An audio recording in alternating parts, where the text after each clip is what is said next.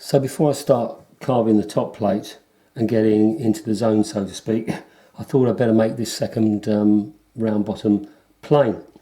I looked at lots of designs, Japanese kanas, Krenov style planes, but at the end of the day this little Stanley 100 plane, and this one actually dates from the 1900s, and I sort of had to restore it and make this cap iron myself. This one is really simple. It's a simple little plane. It works incredibly well. So this is the sort of format that I've gone with.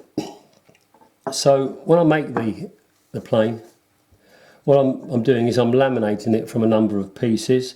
So obviously the two side pieces and a block in the middle here, which holds the plane at the correct angle, and I've sort of plumped for 45 degrees, and another piece of wood which will be glued in the front there. And what I've been doing is drilling holes to put brass pins through, so everything's located accurately. And this piece of steel going through the middle will be the pivot point for the cap iron. So this kind of cap iron works by tightening up a little sort of thumb screw. So as you tighten that up, or as you screw that screw into the cap iron, it pushes down onto the blade and obviously holds it in place. But of course, as you do that, it pivots on this bar and it applies pressure at the front of the blade as well. So I think that's a really simple and effective way of holding the blade in place. And I found that this front edge of the cap iron I had to modify as I was working to make sure that the shavings came out cleanly. So it's really quite a simple thing to make.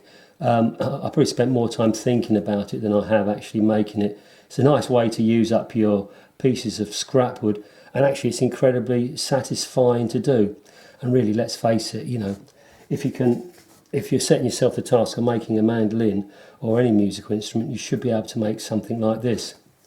One thing I think I should say is, with this little thumb screw, if you're going to make the cap iron out of brass, as I've done, and you know, it's only a piece of brass stock that I bought on eBay, you want to use a brass screw. You don't want to use a steel screw, because if perchance you over tighten it, what you want is the thread on the screw to strip rather than the thread on the cap iron.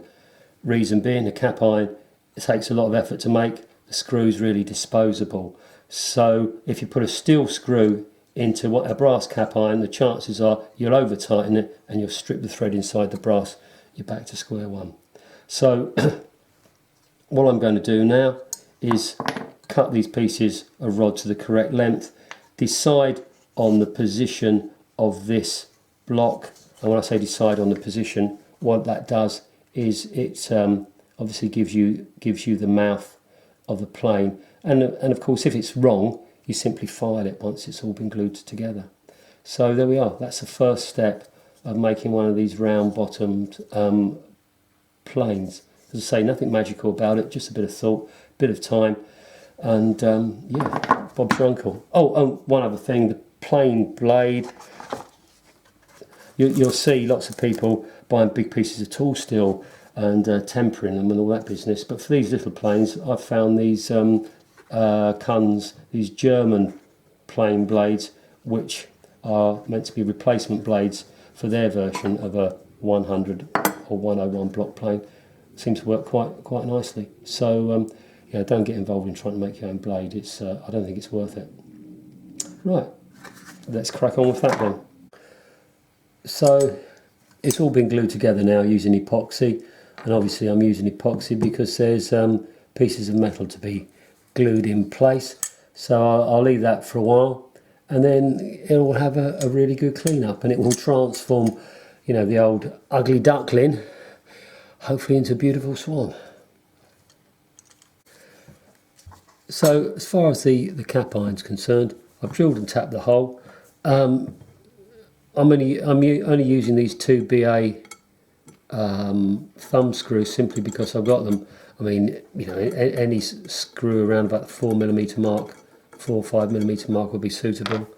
As far as this groove is concerned, I've sawn across there with a hacksaw, and I'm now going to use some round needle files to give me a sort of a semi-circular profile so that it pivots nicely on the bar in the middle there.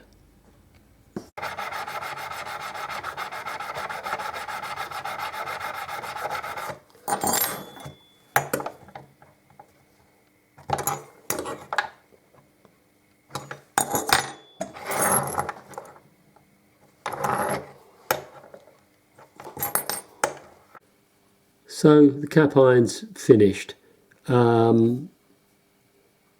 Obviously that edge of it needs to be 1 millimetre, maybe 2 millimetres away from the edge of the blade.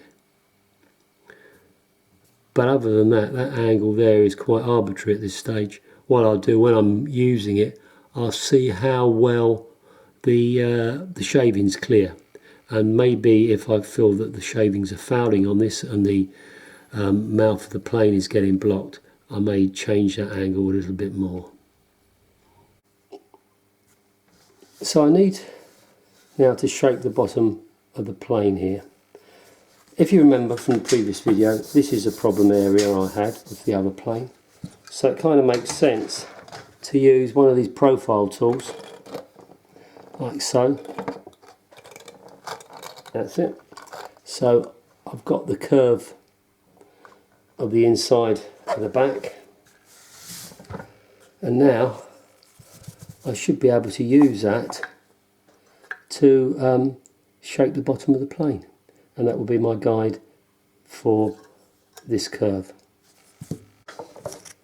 So I've sanded this profile, quite happy with that. I mean, clearly it's not going to fit perfectly all the way up and down that curve because it's, you know, it's changing all of the time.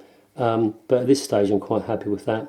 So what I've got to do now is put the curve in this direction, and the easiest way to do that, I find, is to use one of these sanding blocks that you use for the fretboard, and then put a piece of abrasive paper and sand it on there, and that will get the curve going across. So there we have it, the completed round bottom plane. All of the edges have been rounded off so that it's comfortable to hold. You can see I've completed the cap iron. You can see the pivot point there, how the screw applies pressure to the blade and holds it down, and of course holds it against this piece of wood here, which gives it the correct angle. So that's complete now, or as complete as it will be at this stage. As I say, you don't want to be too precious about this, because I might start shaping the front, the top plate, and decide actually those curves are wrong. You know, redo it. So if you spent an inordinate amount of time on it, you may well be reluctant to do that. But there you go.